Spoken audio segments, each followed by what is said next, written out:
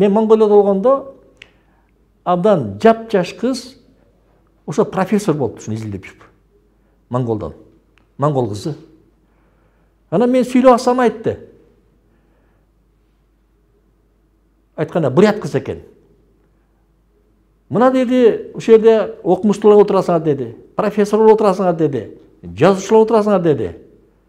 Эмне үчүн биз касиет дүйнөсүнө кайрылбай келебиз деди. Азыр Жапаркул атам сүйлөп атканда деди. Бир сөзү бузулбай ырат менен сүйлөп атат. Бул кактан сүйлөп атат. Сиздер кагаз кармап сүйлөп атасыңар.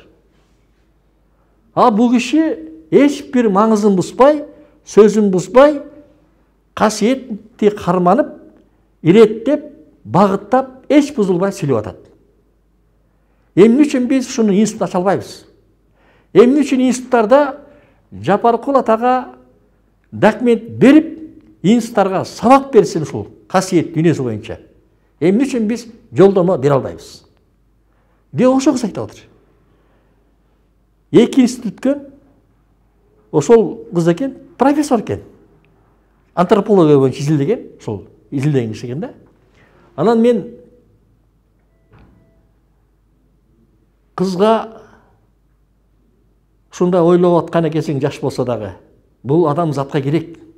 Биз адамзат акыл менен жашап келатабыз. Биз көкүрөк жан дүйнө уктап келатат. Бул кыргыз, бул казак же бул монгол, бул англичан эмес. Биздин көкүрөк уктап келатат. Туура айтасың кызым дедим.